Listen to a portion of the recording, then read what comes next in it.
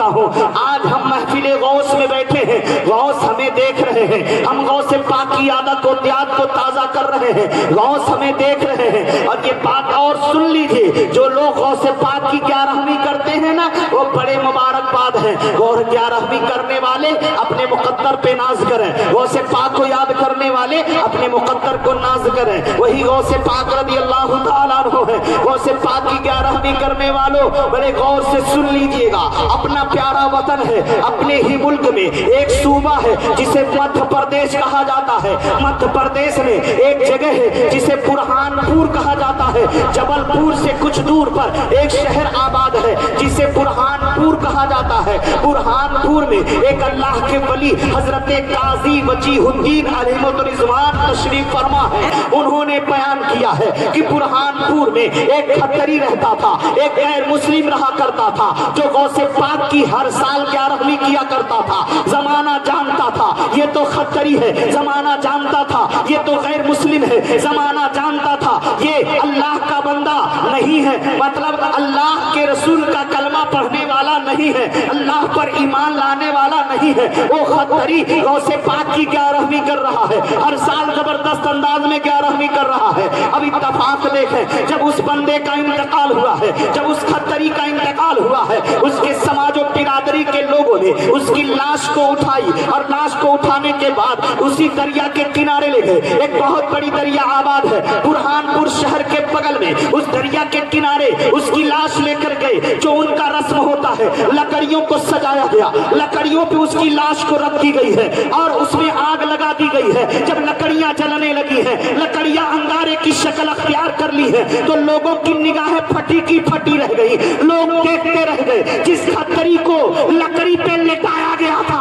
لکڑیاں تو جل رہی ہیں لیکن اس بندے کا بدن نہیں جل رہا ہے، اس بندے کے بدن پہ جو کپڑا ہے وہ کپڑا بھی نہیں جل رہا ہے۔ لوگ پریشان ہو گئے۔ اب ان کے جو دھرم گرو تھے، جو ان کے پروہت تھے، ان لوگوں نے کہا اپنے اپنے گھر جاؤ، جس کے پاس جتنا تیل ہے لے کر کے آؤ۔ لوگ اپنے اپنے گھر گئے، تیل لے کر کے آئے، کہا چتا پہ ڈالو۔ اب اس کی چتا پہ تیل کو ڈال رہے ہیں، تیل پڑنے سے آگ اور بھڑک رہی ہے لیکن اس کھتری کے بدن کو آگ نہیں جلا رہی ہے، پورا کا پورا تیل ختم ہو گیا ہے۔ اب ان کے گروؤں نے کہا جس کے پاس اگر گھی ہو تو اپنے اپنے گھر جاؤ اور گھی لے کر کے آؤ۔ لوگ اپنے اپنے گھر گئے، جس کے پاس جتنا گھی ہے وہ گھی لے کر کے آ رہے ہیں، اور کہا اس کے چتا پہ ڈالو۔ اب پورا کا پورا گھی ڈالا جا رہا ہے، آگ بھڑک رہی ہے لیکن اس بندے کا بدن نہیں جل رہا ہے، گھی ختم ہو گئی، لکڑیاں جل کر انگارے میں تبدیل ہو گئی ہیں لیکن اس کھتری کا بدن نہیں جل رہا ہے۔ لوگ پریشان ہو گئے، کیا کیا جائے؟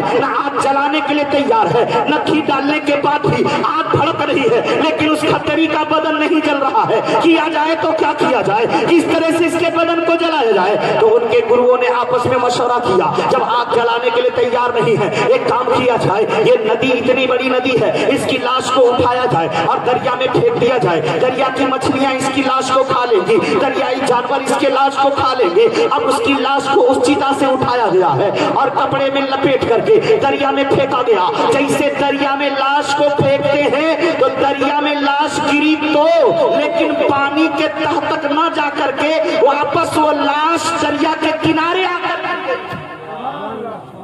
دریا کے کنارے آ کر وہ لاش گر گئی۔ جب دریا کے کنارے لاش پڑی ہے لوگ اور پریشان ہو گئے، آگ جلانے کے لیے تیار نہیں، دریا لینے کے لیے تیار نہیں، کیا جائے تو کیا کیا جائے؟ اتنے میں ایک بزرگ تشریف لاتے ہیں، سر پہ امامہ ہے، چہرے پہ خوبصورت داڑھی ہے، چہرہ بارونق ہے، ہاتھ میں ایک عصا ہے، آتے ہیں لوگوں کو مخاطب کر کے فرماتے ہیں، او لوگوں کیا کوئی ایسا بندہ ہے جو مرا ہے جس کی لاش کو آگ میں جلاتے جلاتے لوگ تھک چکے لیکن آگ اس کے بدن کو جلا نہیں رہی ہے اور دریا میں پھینکا گیا ہے تو دریا بھی قبول کرنے کے لیے تیار نہیں ہے۔ لوگوں نے کہا آپ کون ہیں؟ آپ کو کیسے معلوم ہے کہ یہاں یہ معاملہ ہو رہا ہے؟ کہا سنو سنو، میں غوث پاک عبد القادر جیلانی کے سلسلے کا ایک فقیر ہوں، میں اپنی خانقاہ میں بیٹھا ہوا تھا، تب تک غوث پاک نے مجھے آواز دی ہے، میری آنکھیں بند تھی، خواب میں غوث پاک آتے ہیں اور کہتے ہیں تم یہاں بیٹھے ہو، میرا ایک دیوانہ انتقال کر گیا ہے،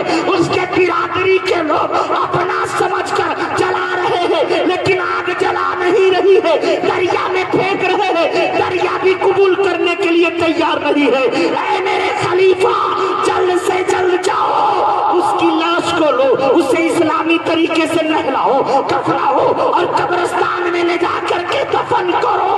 अब लोगों ने कहा ये कैसे हो सकता है, ये मुसलमान नहीं है, इसकी लाश को हम नहीं दे सकते, ये तो हमारी बिरादरी का आदमी है, इसकी लाश को नहीं दे सकते, हम कैसे आपके हवाले कर दें, क्या दलील है, कैसे हम दे दें? तो उस बंदे ने कहा, उस अल्लाह के प्यारे बंदे ने कहा जो उस दरिया के किनारे आया हुआ है, उसने कहा अब इससे बड़े दलील क्या चाहते हो कि जलाते जलाते थक गए लेकिन आग जला नहीं रही है, दरिया में फेंके हो, दरिया भी कबूल करने के लिए तैयार नहीं है, अब क्या दलील चाहते हो? तो लोगों ने कहा लेकिन ये तो था गैर मुस्लिम, ये तो खत्तरी था, ये मुसलमान तो था नहीं। उस आने वाले बुजुर्ग ने कहा सुनो, मुझे गौसे पाक ने बताया है, मेरा वो दीवाना दुनिया जानती है गैर मुस्लिम था, दुनिया जानती है खत्तरी था, लेकिन सुनो सुनो, मरने से पहले पहले गौसे पाक की क्या रहमी करने की वजह से अल्लाह ने उसे ईमान की दौलत अता फरमा दी थी,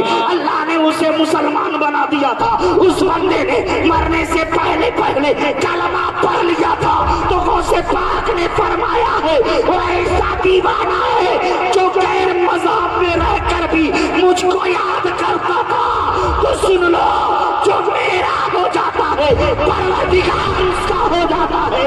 ये दुनिया की आग क्या, कल क़यामत में जहन्नम की आग भी ऐसे दीवाने को नहीं।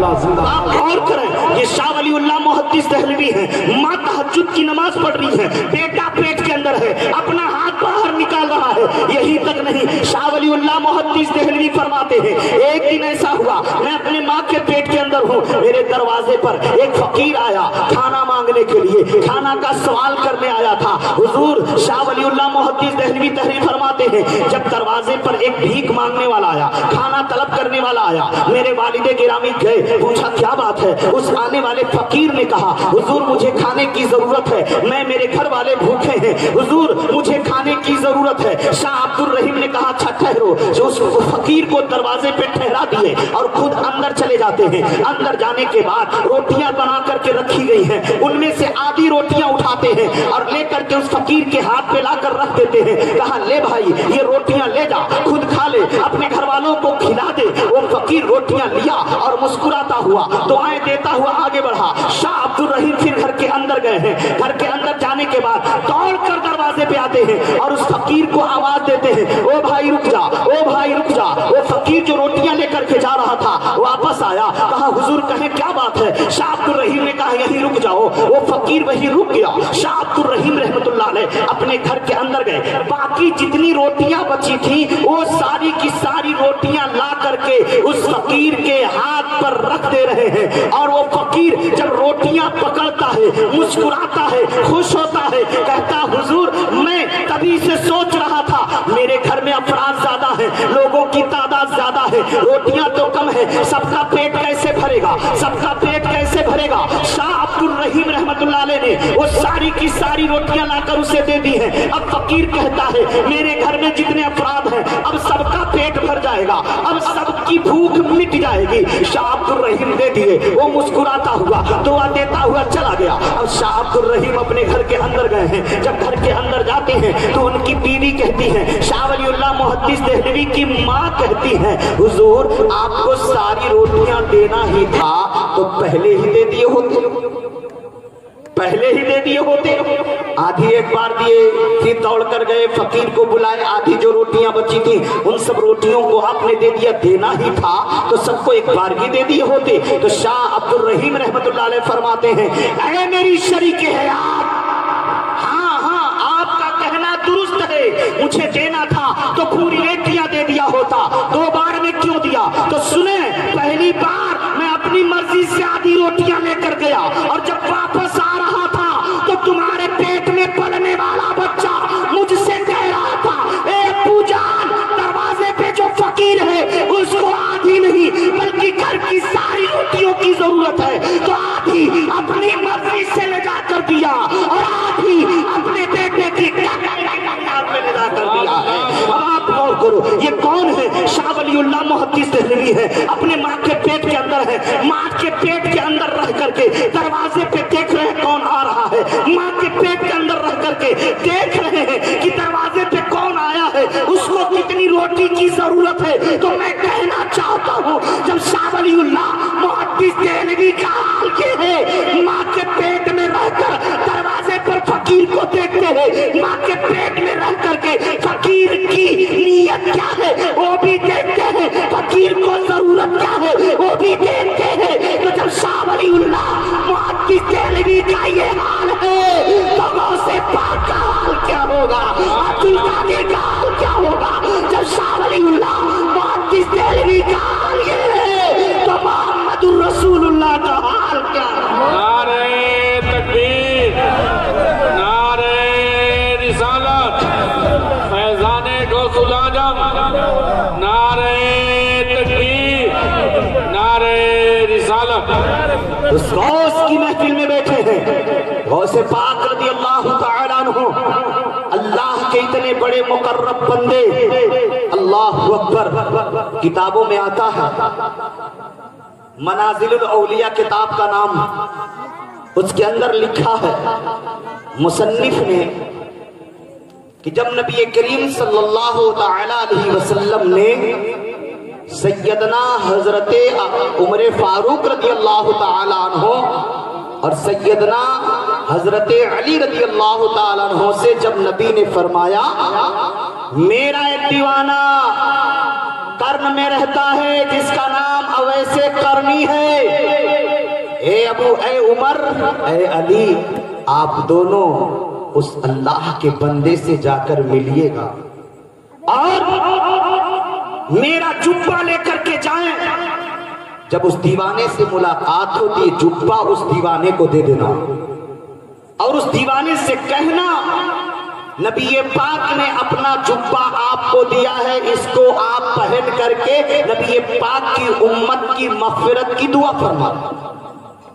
خیر ایک وقت آیا حضرت عمر فاروق رضی اللہ تعالیٰ عنہ اور حضرت علی رضی اللہ تعالیٰ عنہ، یہ دونوں لوگ کسی وقت حضرت اویس قرنی کے پاس پہنچے۔ میں تفصیل نہیں کروں گا، مختصر پہنچے اور سلام کیے، انہوں نے جواب دیا، کہا کیسے آنا ہوا؟ کہا یہ نبی پاک کا جبہ ہے، اس کو نبی نے آپ کے حوالے کیا ہے، اسے پہن کر آپ امت کے مغفرت کی دعا فرمائیں۔ حضرت اویس قرنی رضی اللہ تعالیٰ عنہ نبی پاک کے جبے کو لیتے ہیں، لبوں سے لگا کر چومتے ہیں، آنکھوں سے لگاتے ہیں اور آنکھوں سے آنسو گراتے ہیں کہ نبی نے مجھے اس لائق سمجھا، اپنا جبہ عنایت کیا، امت کی مغفرت کی دعا کے لیے حکم دیا، اس لائق نبی پاک نے مجھے سمجھا، اس لائق اللہ کے محبوب نے مجھے سمجھا۔ یہ کہہ کر کے حضرت علی عمر سے فرماتے ہیں آپ لوگ یہیں ٹھہریں، میں دعا کے لیے جا رہا ہوں۔ مختصر یہ حضرت اویس قرنی نبی کا جبہ پہن کر دعا کرتے ہیں امت کی مغفرت کے لیے، اور جب امت کی مغفرت کے لیے دعا کرتے ہیں آواز آتی ہے اے اویس، تیری دعا کے صدقے میں تیرے رب نے آدھی امت کی مغفرت فرما دی ہے، آدھی امت کو بخش دیا اور آدھی امت کو عبد القادر کی دعا سے بخشش کی جائے گی۔ اویس قرنی دعا کر رہے ہیں، آواز آ رہی، آدھی امت کو بخش دیا گیا اور آدھی امت کو پروردگار عبد القادر کی دعا سے بخشے گا۔ سیدنا اویس قرنی رضی اللہ تعالیٰ عنہ نے اللہ کی بارگاہ میں دعا کی، مولا یہ عبد القادر کون ہے؟ یہ عبد القادر کون؟ آواز آئی ہے اویس قرنی، عبد القادر میرے محبوب کا محبوب ہوگا، کسی زمانے میں پیدا ہوگا، ایسا ہوگا جس کی دعا سے تیرا پروردگار آدھی امت کو تیری دعا سے بخشا ہے، آدھی امت کو عبد القادر کی دعا سے بخشا ہے۔ وہ عبد القادر جیلانی ہے، وہ غوث پاک رضی اللہ تعالیٰ عنہ ہے۔ ऐसा वैसा गौस पाक को मामूली मत समझिएगा। वो गौस पाक रज़ी अल्लाह ताला अन्हु हैं जो फरमाते हैं नजर तो इला बिलादिल्लाहि जमाआ तखरदलदिन अला हुक्म इत्तिसाली। हुजूर गौस पाक फरमाते हैं मैं पूरी दुनिया को ऐसे देखता हूँ जैसे राई पे कोई, जैसे हथेली पे कोई राई का दाना रख कर देखता है, ऐसे मैं पूरी दुनिया को